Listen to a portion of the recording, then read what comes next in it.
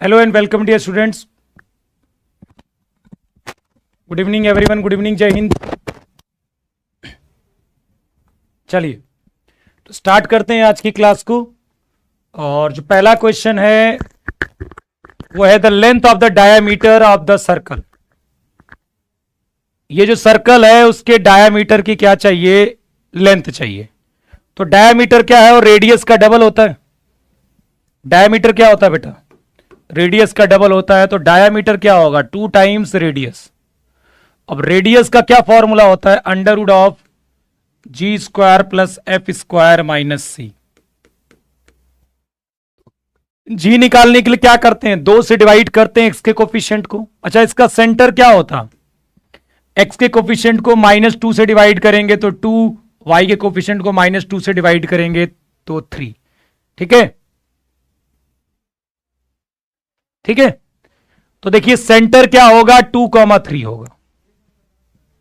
Centre यदि पूछता तो 2,3 बोलते, लेकिन रेडियस क्या होगी, अंडर रूट जी स्क्वायर प्लस एफ स्क्वायर मतलब 4 प्लस 9 माइनस सी मतलब -4। रेडियस कितनी आ जाएगी, 3। रेडियस 3 आ जाएगी तो डायामीटर कितना आ जाएगा, 2 इंटू 3 बराबर 6। 2 इंटू 3 बराबर 6। ठीक है। Which of the following is the equation of circle. देखिए इक्वेजन ऑफ सर्कल, जैसे मान लीजिए कभी इस तरह की इक्वेजन आपको देखने को मिले, a x square plus b y square plus 2h x y plus 2g x plus 2f y plus c बराबर 0। कभी मान लीजिए इस तरह की इक्वेजन मिलती है और ये पूछता है कि यार ये सर्कल कब होगा। तो एक तो एक्स वाई का टर्म नहीं होता है सर्कल में, तो एक तो h0 होना चाहिए और दूसरा ए और बी क्या होना चाहिए, इक्वल होना चाहिए। यदि ये इक्वल है तभी आप सर्कल की इक्वेशन मानोगे। ए और बी क्या होना चाहिए, इक्वल होना चाहिए। तो देखिए ए और बी, यहां ये नहीं होगा क्योंकि इसमें एक्स वाई का टर्म है। यहां पर ए और बी बराबर नहीं है, ये नहीं होगा। यहां पर भी ए और बी बराबर है, ये नहीं होगा। इसका मतलब यही हमारा सही है। यहीं पर क्या है, एक्स और वाई का कोफिशिएंट क्या है, सेम है। 3x square 3y square same है ना, +1 बराबर 0। ये हमारे सर्कल की इक्वेशन है। और यदि मुझे सेंटर चाहिएगा तो ऐसा मत करना कि इसके कोफिशिएंट को -2 से डिवाइड कर देना। यदि मान लीजिए सर्कल की इक्वेशन ये गिवन है और सेंटर और रेडियस चाहिए तो पहले आप इसको ओरिजिनल फॉर्मेट में लाइए, 3 से डिवाइड कर दीजिए। क्या कर दीजिए, 3 से डिवाइड कर दीजिए। ये अपने ओरिजिनल फॉर्मेट में आ गया। अब आप सेंटर और रेडियस निकाल सकते हो यहां से। जब कभी इस तरह की इक्वेशन होगी तभी सेंटर और रेडियस निकालिएगा। ठीक है, कंपेयर करिएगा, क्योंकि जो हमारा सर्कल होता है जनरल इक्वेशन वो x square plus y square plus 2gx plus 2fy plus c बराबर 0 होता है हमारा सर्कल की इक्वेशन। ठीक है, चलिए। The radius of circle passing through the point 0,0। उस सर्कल की इक्वेशन चाहिए जो 0, 0 से पास कर रहा है, 1,0 से पास कर रहा है और 0,1 से पास कर रहा है। ऐसे सर्कल की क्या चाहिए हमें, इक्वेशन क्या चाहिए, ऐसे सर्कल की हमें क्या चाहिए, रेडियस। तो ये मैं बताऊं, आप यदि इन तीनों को मिला देते हैं, ये तीनों पॉइंट्स को आपस में यदि मिला देते हैं तो आप कहोगे कि यार ये तो सेमी सर्कल जैसा बन गया, क्योंकि ये क्या है आपका 90 डिग्री। तो ये किस टाइप का बन गया, एक सेमी सर्कल जैसा बन गया। ठीक है, सेमी सर्कल जैसा बन गया। इसका मतलब यही क्या है, हमारा डायामीटर है। देखिए किसी भी सेमी सर्कल में डायामीटर से इस पर जो पॉइंट होगा ये यदि 90 डिग्री बन रहा है, इसका मतलब ये क्या है, हमारा डायामीटर है। तो ये डायामीटर है तो इसके बीच की दूरी का आधा हमारी रेडियस हो जाएगी। तो यदि मैं इसको a मान लूं, b मान लूं, तो AB/2 आपका क्या हो जाएगा, r। तो AB कितना आएगा, 1 स्क्वायर प्लस 1 स्क्वायर बाई 2 मतलब 1/√2 आ जाएगा। कितना आ जाएगा 1/√2, 1/√2 आ जाएगा। If x comma 3 and 3 comma 5 are the extremities of a diameter, x comma 3, 3 comma 5 are extremities of diameter of a circle with center 2 comma y, then the value of x and y are। ठीक है, बताइए। यदि x comma 3 और 3 comma 5 एक वृत्त के व्यास के सिरे हैं, मान लीजिए सर्कल है, एक वृत्त है, और x कॉमा 3 और 3 कॉमा 5 इस सर्कल के डायामीटर के एंड पॉइंट्स हैं, वृत्त के व्यास के दो सिरे हैं, ठीक है, और सेंटर क्या है 2 कॉमा वाई है। तो आपको क्या चाहिए, x और y का मान चाहिए। सेंटर 2 कॉमा वाई है, इसका मतलब इन दोनों का मिड पॉइंट यही होगा। तो x प्लस 3/2, 3 प्लस 5/2, ये क्या आया, इन दोनों का मिड पॉइंट सेंटर ही तो आएगा। तो इसको हम 2 कॉमा वाई के बराबर कर देते हैं। तो निकाल लीजिए साफ साफ, x प्लस 3/2 हो जाएगा 2 के बराबर, तो x बराबर हो जाएगा 1, और 8/2 हो जाएगा y के बराबर, तो y हो जाएगा 4। तो 1,4 इज द करेक्ट आंसर। ठीक है, the equation this represent a circle then the values of p and q। यदि ये सर्कल रिप्रेजेंट कर रहा है तो जो एक्स स्क्वायर का कोफिशियंट है वो वाई स्क्वायर के कोफिशिएंट के बराबर होगा, p क्या होगा 3 के बराबर होगा। और एक्स वाई का टर्म क्या होना चाहिए, नहीं होना चाहिए, तो 2 माइनस क्यू क्या होगा 0 के बराबर होगा, तो q क्या होगा 2 के बराबर होगा।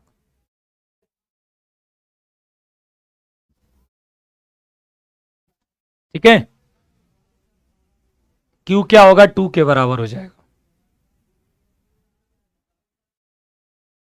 क्लियर।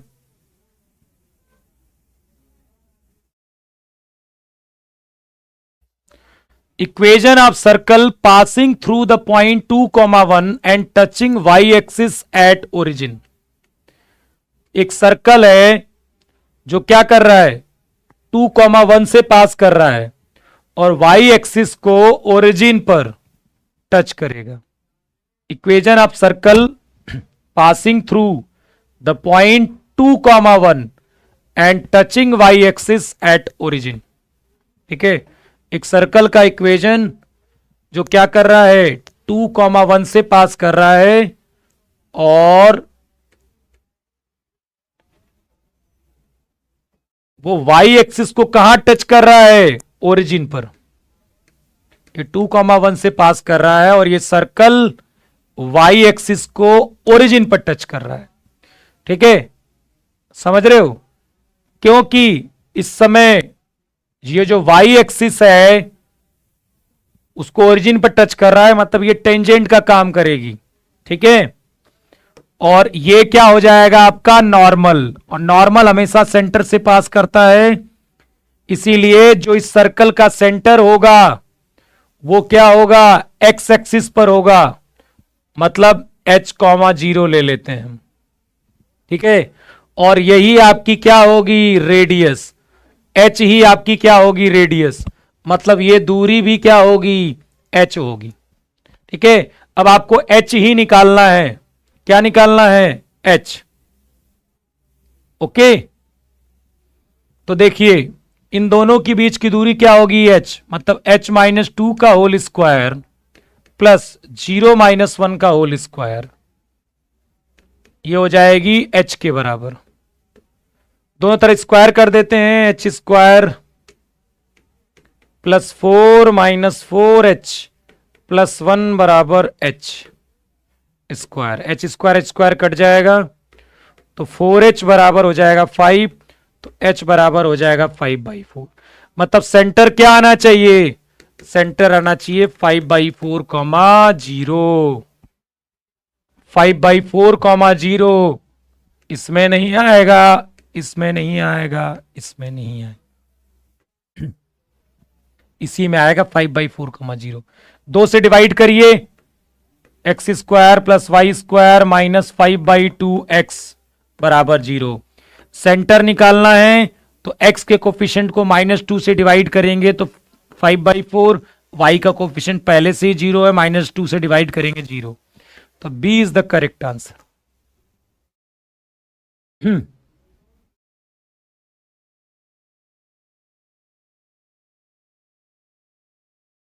ठीक है,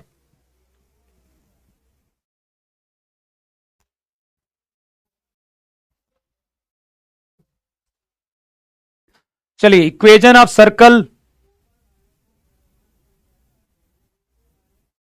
passing through 3,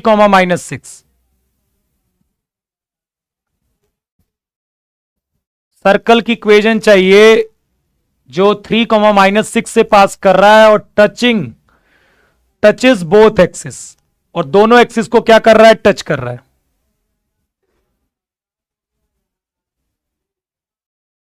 equation of circle चाहिए जो 3, से पास कर रहा है। 3, यहां कहीं है तो यार टच कर रहा होगा, तो यहीं ऐसे ही कर रहा होगा टच ना, दोनों एक्सिस को टच कर रहा है, और यहां कहीं पर आपको 3, मिल रहा होगा। ऐसी तो बनेगा स्ट्रक्चर। अब वो यहां तो नहीं कर सकता, यदि यहां टच करता तो 3, से पास कैसे करेगा, यही होगा फोर्थ क्वाड्रेंट में, फोर्थ क्वाड्रेंट में होगा, तो जो इसका सेंटर होगा वो फोर्थ क्वाड्रेंट का होगा। सेंटर क्या होगा, फोर्थ क्वाड्रेंट का होगा, मतलब प्लस माइनस सेंटर होगा। ठीक है, तो -2 से, देखो ये वाला गलत हो गया क्योंकि -2 से डिवाइड करेंगे तो ये -3 आएगा, सेंटर का एक्स कोऑर्डिनेट -3 आएगा, जबकि हमारा प्लस माइनस आ रहा है। ये भी आपका निगेटिव आएगा, ये भी आपका निगेटिव आएगा, केवल पॉजिटिव यही आएगा, एक्स कोऑर्डिनेट पॉजिटिव केवल यही आएगा।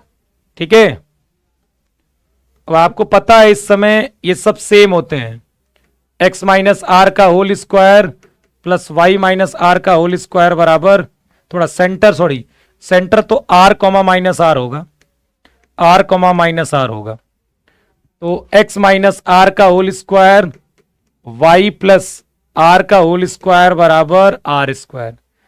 3, से पास कर देंगे। ठीक है, 3, से पास करा दीजिए। 3 आर का होल स्क्वायर -6 प्लस आर का होल स्क्वायर बराबर आर स्क्वायर, तो 9 plus r square -6r plus 36 plus r square -12r बराबर r square. R square cut जाएगा और ये हो जाएगा कितना,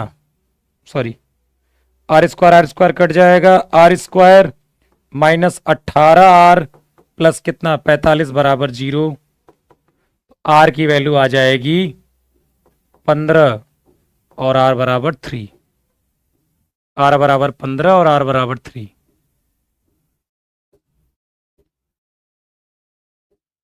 ये कैसे हो, तो ठीक है, तो आर बराबर 15 तो होगा नहीं यार यहां पर। ठीक है, और इसमें देखो आर बराबर 3 आ जाएगा। ये देखो वैसे भी मैंने पहले आपको तीनों ऑप्शन रिजेक्ट कर दिए थे। तीनों ऑप्शन किस तरह से रिजेक्ट किए थे बताना मुझे, बताइए आप लोग। ये मैंने बी सी डी क्यों रिजेक्ट कर दिए थे, देखिए फिर भी मेथड सीखना जरूरी है, क्योंकि जो ऑप्शन आया है, ये जो ऑप्शन आया है उसमें रिजेक्ट हो गया है, मैं मानता हूं, लेकिन क्या ये जरूरी है कि हमेशा ऑप्शन ऐसे ही आएगा कि रिजेक्ट ही हो जाएंगे? नहीं हुआ तो क्या करेंगे, फिर तो आना चाहिए ना।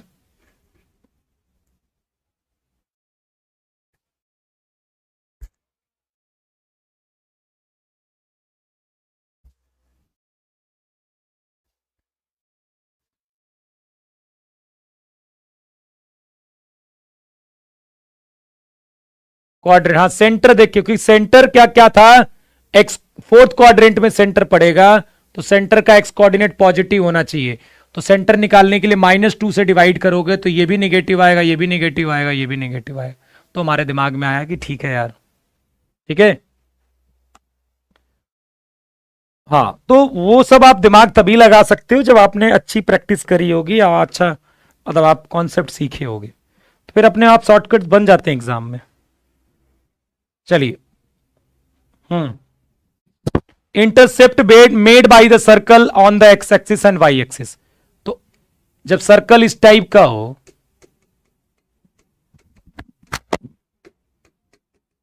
तो एक्स इंटरसेप्ट क्या होता है, 2√g² माइनस सी, और वाई इंटरसेप्ट क्या होगा, 2√f² माइनस सी, 2√f² माइनस सी।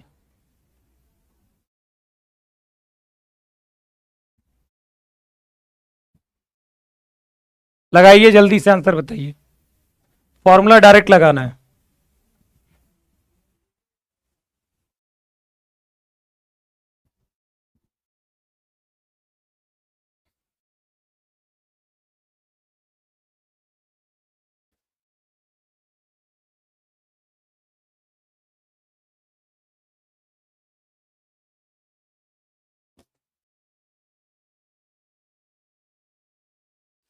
जल्दी बताइए, 2√g क्या होगा, g मतलब इसको 2 से डिवाइड करिए तो -5/2, माइनस सी कितना है, -14, +14 हो जाएगा, 25/4 +14, 9/2, 9 आएगा। एक्स इंटरसेप्ट 9 आ गया, वाई इंटरसेप्ट भी निकालना पड़ेगा आपको, क्योंकि 9 तो बहुत दो जगहों पर है, नन में भी हो सकता है। और वाई इंटरसेप्ट के लिए क्या करेंगे हम, 2√f², एफ मतलब इसको 3 से डिवाइड करिए, स्क्वायर करिए, 169/4 +14, 56, 15/2 आएगा। ठीक है, तो ये कितना आ जाएगा, 15, तो 9 एंड 15 आ जाएगा। ये पॉइंट सर्कल के अंदर है, ये दो, ठीक है, ये पॉइंट जो लेमडा 1 + लेमडा है, ये क्या है, इनसाइड द सर्कल है। अच्छा, एक चीज आपको पता है ना कि कर्व यदि दोनों एक्सिस को टच करता है तो, ठीक है, जैसे मान लीजिए, तो जैसे यहां पर 3,0 को टच कर रहा है, यहां पर 0,3 का टच कर रहा है, तो यही रेडियस होगी। और सेंटर जो होगा वो क्वाड्रेंट के हिसाब से होगा, फर्स्ट क्वाड्रेंट में है तो 3,3 होगा। यही यदि ऐसे टच करता 3,0 पर और 0,-3 पर, तो फिर क्वाड्रेंट उसके अनुसार होता, 3,-3 होता। पर रेडियस हर जगह सेम होती, दोनों, यहां पर भी 3 होती, यहां पर भी 3 होती। देखिए, ये पॉइंट यदि सर्कल के अंदर है तो पहले सर्कल अपनी सही इक्वेशन में ऐसे लिख लेते हैं, x² + y² -1 = 0। तो होता क्या है फॉर्मूला, कि ये पॉइंट यदि हम इस सर्कल की इक्वेशन में डालें तो सर्कल, पॉइंट यदि सर्कल के अंदर है तो फिर इस सर्कल की इक्वेशन में डालने पर ये वैल्यू निगेटिव हो जाएगी, और बाहर होता तो पॉजिटिव होती। तो ये पॉइंट उठा के डालिए यहां पर, λ² + 1 + λ² -1 क्या होनी चाहिए, निगेटिव। क्या होनी चाहिए, निगेटिव। ठीक है, ये पॉइंट जब इस सर्कल में डालोगे, लेकिन सर्कल की इक्वेशन ऐसे लेना, = 0 में, इसमें डालना है, केवल इसमें मत डाल देना। λ² + 1 + λ² + 2λ -1 < 0। तो 2λ² + 2λ < 0, 2λ कॉमन ले लेते हैं, λ + 1 < 0, -1 0 प्लस माइनस प्लस, आपको नेगेटिव रीजन चाहिए, -1 से 0, लैम्डा बिलोंग्स टू -1 से 0। ठीक है,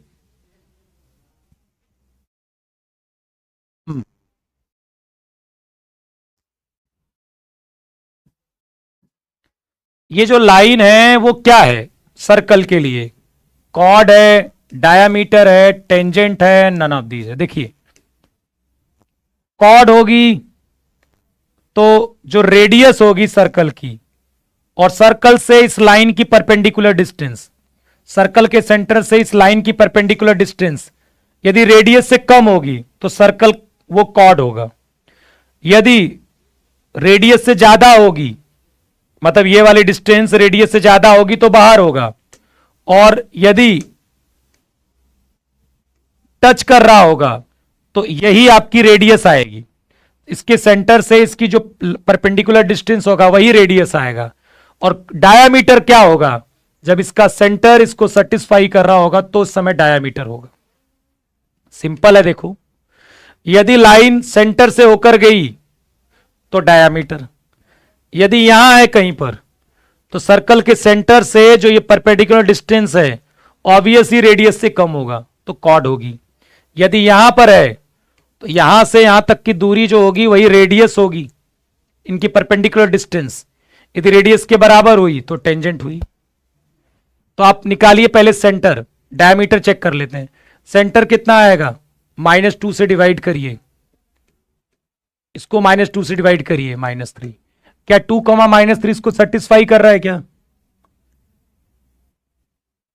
हाँ, इसका मतलब क्या होगी? ये डायामीटर होगी। इसका मतलब ये क्या हो जाएगी? डायामीटर हो जाएगी, व्यास हो जाएगी, क्योंकि उसको सेटिस्फाई कर रहा है। नहीं तो फिर यदि टेंजेंट होगी तो मैंने बता दिया था, टेंजेंट होगी तो ये सेंटर से इसकी जो परपेंडिकुलर डिस्टेंस होगी वो रेडियस के बराबर होगी। यदि ये टेंजेंट है तो सेंटर से जो ये परपेंडिकुलर डिस्टेंस है लाइन की वो रेडियस के बराबर होनी चाहिए। अब यहां पर तो डायामीटर है तो फिर डायामीटर ही सही। यदि ये लाइन सर्कल को टच कर रही है इसको, ठीक है, तो फिर आपको क्या चाहिए? जहां पर टच कर रही है वो चाहिए। तो ये बताओ ये पॉइंट कैसे मिलेगा? या ये पॉइंट कैसे मिलेगा? ये वाला, यदि ये लाइन सर्कल को टच कर रही है, ये लाइन सर्कल को टच कर रही है और सर्कल क्या है? 0, 0 है, जिसका सेंटर और रेडियस क्या है? 5 है। तो ये आपको नहीं लग रहा है कि ये फुट ऑफ परपेंडिकुलर है? फुट ऑफ परपेंडिकुलर है 0, 0 से इस लाइन पर जो फुट ऑफ परपेंडिकुलर है, क्योंकि होगा ये 90 डिग्री। फुट ऑफ परपेंडिकुलर है वही आपको निकालना है। तो ये पॉइंट निकालना है तो कम से कम यहां से वो सेटिस्फाई करना चाहिए इसको, ठीक है। तो चेक करिए एक बार, लेकिन उसी से आंसर मत करिएगा, क्योंकि वो पॉइंट यहां पर हुआ तब भी तो सेटिस्फाई करेगा। तो क्या ये फुट ऑफ परपेंडिकुलर है? तो पहले हम देख लेते हैं, क्योंकि एक नन दे दिया, ये प्रॉब्लम है। चारों पॉइंट्स दिए होते ना तो एक सेटिस्फाई करता तो वही आंसर होता है। लेकिन मान लो ये कर रहा है, जो भी आपका कर रहा है वो यहां पर भी तो हो सकता है, तो फिर उसे आंसर कैसे बोल सकते हो आप? ठीक है, तो फिर और कुछ दिमाग लगाना होगा। चलिए एक बार चेक कर लेते हैं। 4,3 12 12 4,3 तो करेगा नहीं। 3,4 यस 3,4 करेगा। -3, -4 ऑब्वियसली नहीं करेगा। 4 जो 3,4 है वो कर गया, 3,4 सेटिस्फाई कर गया, लेकिन इसे आंसर बोलना अभी ये गलत है, क्योंकि वो पॉइंट यहां भी तो हो सकता है 3,4। आपको कैसे पता चला कि वो यही है? भाई इस लाइन पर तो पॉइंट कहीं भी हो सकता था, तो हमारा आंसर तो नन में भी हो सकता है।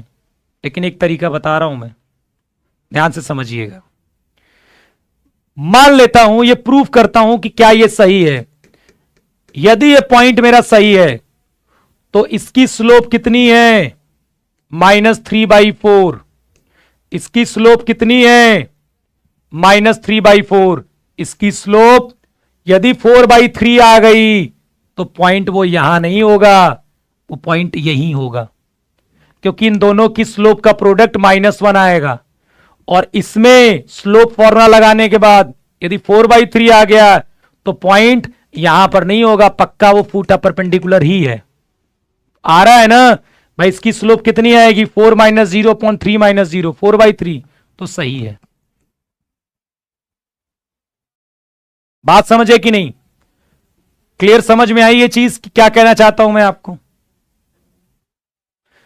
कैसे मैंने ये वेरीफाई कर लिया कि ये पॉइंट पक्का है, फूटा परपेंडिकुलर है? क्योंकि इसकी स्लोप का प्रोडक्ट -1 होगा। अब बताइए यदि ये 3,4 यहां होता तो इसकी स्लोप -3/4 है, तो इसकी स्लोप थोड़ा ना 4/3 आती। भाई ये तो परपेंडिकुलर ही नहीं है, तो कैसे आ जाएगी स्लोप? बाकी आप फूटा परपेंडिकुलर भी निकाल सकते हो, जिसमें बहुत टाइम नहीं लगेगा, उसमें बहुत टाइम नहीं लगेगा यार। x-0 मेथड देख लेते हैं। x-0 upon 3 y-0 upon 4 minus, ये पॉइंट उठा के यहां डालना है, अपॉन 3 स्क्वायर प्लस 4 स्क्वायर 25, ये आ जाएगा 1। तो x बराबर कितना आ गया 3, y बराबर कितना आ गया 4। ये ज्यादा आसान है आपके वेरिफिकेशन से, वो y वेरीफाई करने से ज्यादा आसान है। फट से एक लाइन में आंसर आ गया। अब करना एक एक करके डालने की जरूरत नहीं है। तो हर बार जरूरी नहीं है कि आप ऑप्शन से ही करें क्वेश्चन को। देखो आसानी से आ गया फूटा पर फट से। भाई ये तो 1 आ गया ना, x/3 को 1 के बराबर 3, y/4 को 1 के बराबर y4 आ गया।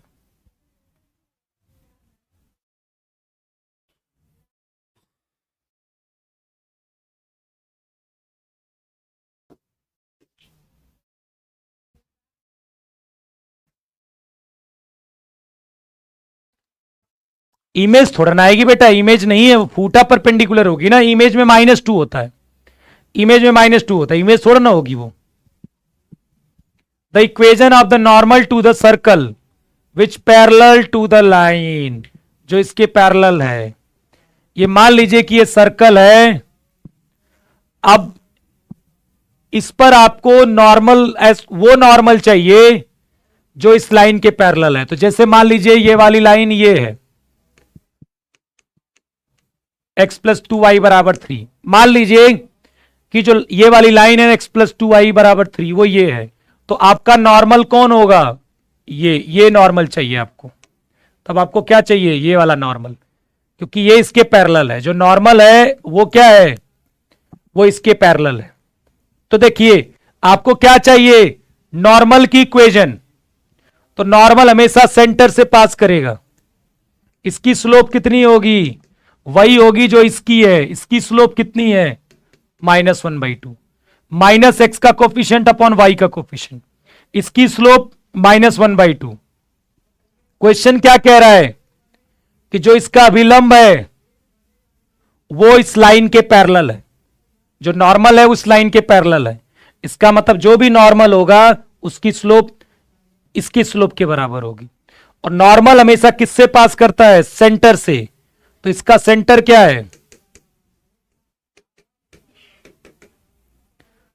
x के कोफिशिएंट को -2 से डिवाइड करिए तो 1, y का कोफिशिएंट 0 है तो 0। जो इसका सेंटर है वो 1,0 है। ठीक है, मतलब मुझे इस लाइन की इक्वेशन चाहिए, उस पर एक पॉइंट मिल गया और उसकी स्लोप मिल गई। तो y-0 बराबर -1/2 x -1। तो 2y बराबर -x+1, तो x + 2y बराबर 1। देखो ये तो वैसे भी रिजेक्ट थे। अब एक और काम कर सकते थे कि जैसे ही आपने सेंटर निकाला, आप यहां पर चेक कर लीजिए। नॉर्मल हमेशा सेंटर से पास करेगा। तो एक और तरीका था यहां पर कि यदि ये नॉर्मल का है तो ये तो वैसे ही रिजेक्ट हो गया, इन्हीं में से कोई आंसर होगा। क्यों? क्योंकि इसके पैरेलल है, तो इतना पार्ट तो सेम ही होगा। ठीक है, इतना पार्ट तो सबका है। इसका मतलब ये सारी लाइनें इसके पैरेलल में है। लेकिन नॉर्मल तो वो होगा जो सेंटर से पास करेगा। सेंटर कितना है इसका?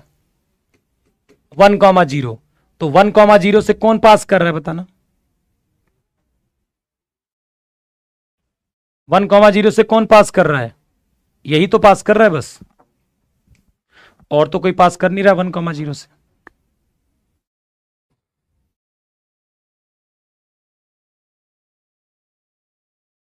भाई 1,0 से तो यही पास कर रहा है ना बेटा।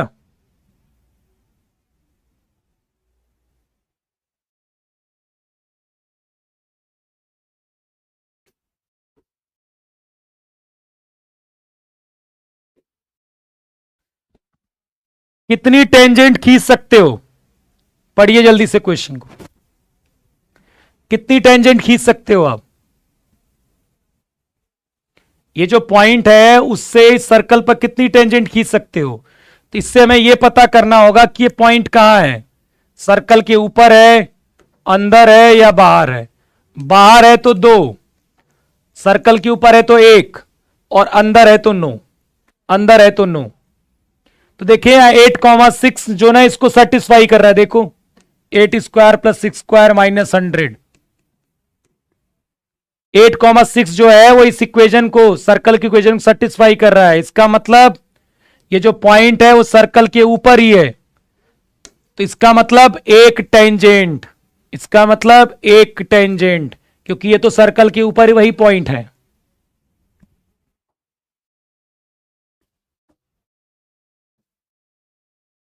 लेंथ ऑफ टेंजेंट चाहिए।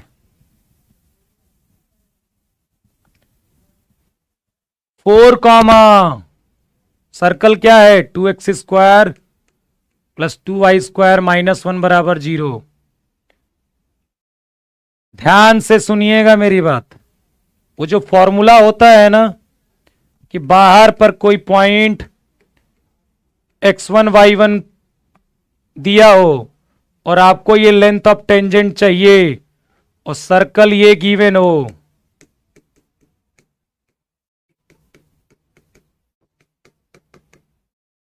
तो under root of length of tangent क्या होता है?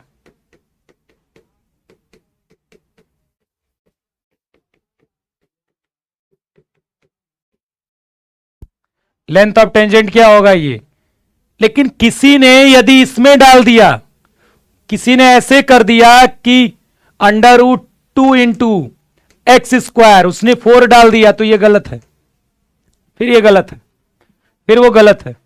ध्यान से देखिए, आप किस फॉर्म में डालते हो? आप इस फॉर्मेट में डालते हो, ठीक है? आप किस फॉर्मेट में डालते हो? इस फॉर्मेट, जो फॉर्मूला होता है। इस फॉर्मेट में कोई फॉर्मूला नहीं होता किस में डालना है आपको, समझिए ध्यान से, ठीक है? तो पहले आप सर्कल की इक्वेशन सही से बनाइए।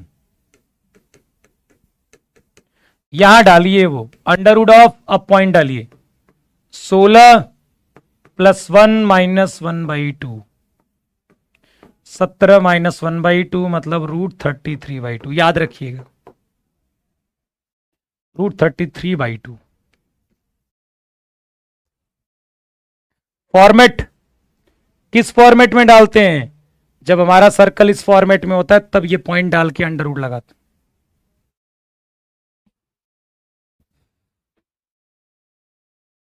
यहां पर नहीं डालना है आपको, पहले उसको ओरिजिनल फॉर्मेट में लाइए सर्कल को। ओरिजिनल फॉर्मेट ये है। किसी का तो डी आ गया बेवजह, ऐसे तुक्का मार दिया।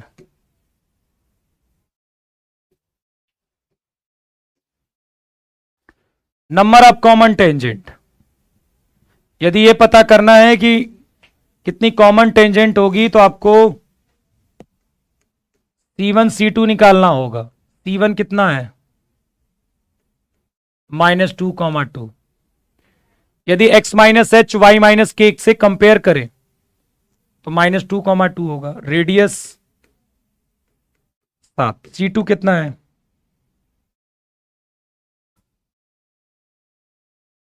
2, -1। R2 क्या है? 2। C1 C2 कितना होगा? 16 + 5।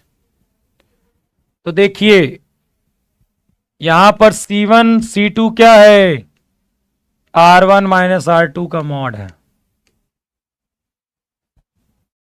C1 C2 क्या है? R1 - R2 के मॉड के बराबर है।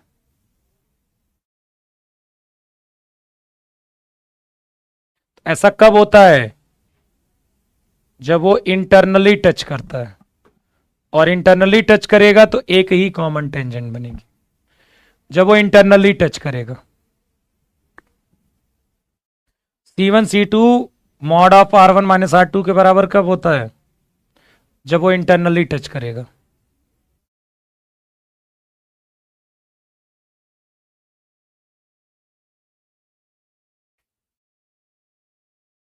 सोना झा जी, जो भी है ये तुम लिख रहे हो, डिलीट कर रहे हो, पढ़ने आए हो कि मजा करने आए हो? पढ़ने आए हो कि मजा करने आए हो? ये बात मैं बताऊंगी, क्या बताओगे? यही सब बातें करने आए हो, शर्म नहीं आती है? ये आप सोचिए, यदि मैसेज को आप डिलीट कर रहे हो तो अब इसका मतलब आपको लग रहा है आप गलत कर रहे हो, और गलत कर रहे हो तो कर ही क्यों रहे हो? ये दोनों सर्कल एक दूसरे को आर्थोगोनली कट करेंगे, तो आर्थोगोनली कट करने का मतलब है ये कंडीशन होनी चाहिए 2G1 G2 2F1 F2 बराबर C1 प्लस C2। दो सर्कल यदि x square plus y square plus 2G1X plus 2F1Y plus C1 बराबर 0 है, दूसरा क्या है plus 2G2X plus 2F2Y plus C2 बराबर 0 है। ठीक है, तो फिर यदि दोनों आर्थोगोनल हैं तो ये कंडीशन होगी। कर लीजिए, चेक कर लीजिए। G1 F1 यहां से निकाल लिए, G2 F2 यहां से मिल जाएगा आपको, उठा के रख दीजिए, बस कंडीशन में आंसर आ जाएगा।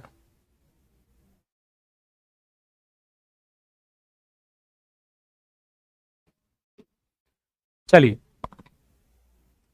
ये देखो ध्यान से, अरे तो डिलीट क्यों कर रहे हो? क्लास के बारे में पूछ रहे तो। If the lines this and this lies along the diameters, ये दोनों लाइनें जो हैं वो डायामीटर के अलोंग है, इसका मतलब है कि इन दोनों का सेंटर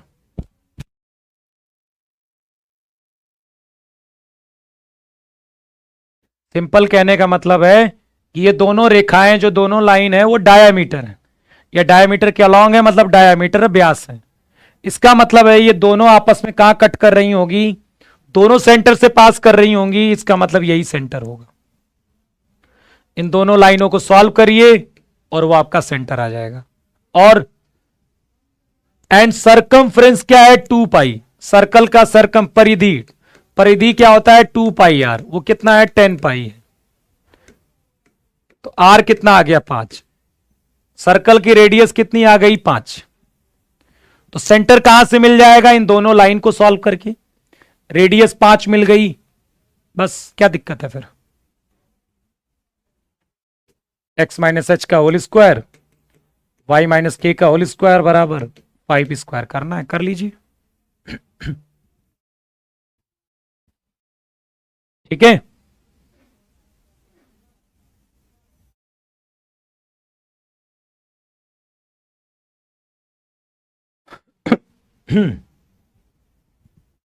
दोनों लाइनों को सॉल्व कर लीजिए, सेंटर मिल जाएगा, और शायद सेंटर से ही आंसर मिल जाए, रेडियस की जरूरत ही ना पड़े।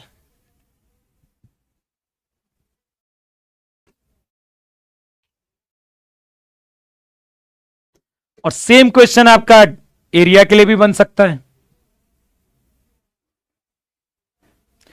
सर तो आप ही बता दीजिए कि एयरफोर्स के लिए कहां से क्लास ज्वाइन करूं?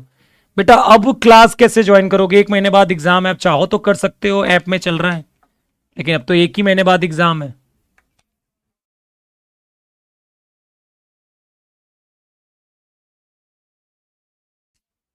ठीक है,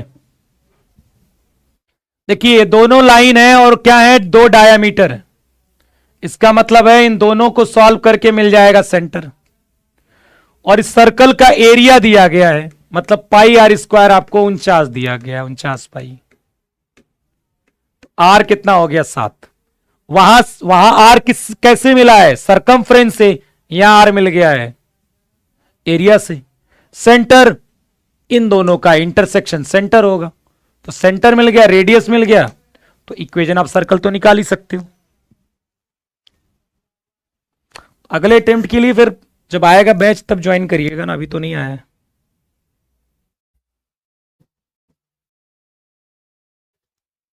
वो एक लास्ट क्वेश्चन, ठीक है। The point diametrically opposite to the point this,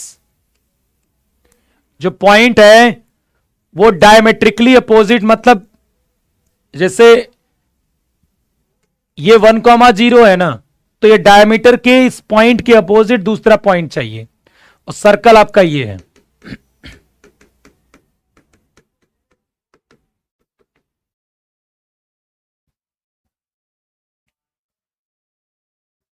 भाई ये भी व्यास का सिरा है, ये भी क्या है 1,0, देखो 1,0 इसको सेटिस्फाई कर रहा है। 1,0 1,0 सेटिस्फाई कर रहा है ना, तो 1,0 है इसी सर्कल पर, और है क्या, ये जो डायामीटर का एक सिरा है और इसके डायमेट्रिकली अपोजिट, मतलब इसके अपोजिट दूसरा सिरा आपको चाहिए। कोई बात नहीं, सेंटर मिल जाएगा तो ये भी मिल जाएगा। सेंटर क्या है इसका, -2 से डिवाइड करिए, तो -2 से करेंगे तो -1, या -2 करेंगे -2, सेंटर आ गया -1 को -2, तो मिल जाएगा कि नहीं।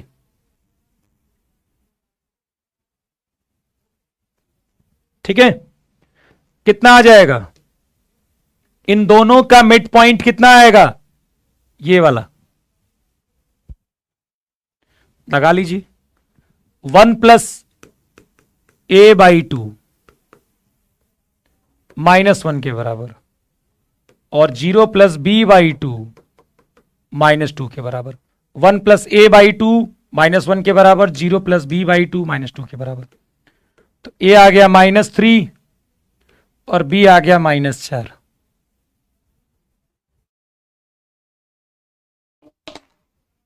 चलिए फिर आज की क्लास में इतना ही, बाकी सब अगली क्लासेस में हम देखेंगे। चलिए फिर, धन्यवाद, जय हिंद।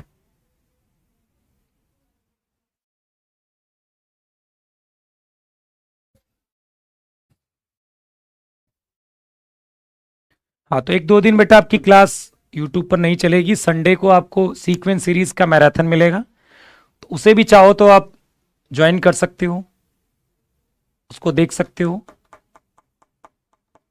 ठीक है, प्रैक्टिस करते रहिए अच्छे से। अगली प्रैक्टिस जो होगी वो वेक्टर की होगी। ठीक है, अगली प्रैक्टिस क्या होगी, वेक्टर की होगी। तो सैटरडे को मैं सैटरडे को एक सोच रहा हूँ प्रैक्टिस सेशन वेक्टर का कराऊंगा मैं आपको। ठीक है, सैटरडे को वेक्टर का कराऊंगा, कल नहीं होगी, सैटरडे को वेक्टर का कराऊंगा, वेक्टर की प्रैक्टिस होगी। ठीक है, चलिए मार्च में आपको मैराथन सेशन देखने को मिलेंगे प्रैक्टिस के। ठीक है, तो टेंशन मत लीजिए अभी। धन्यवाद।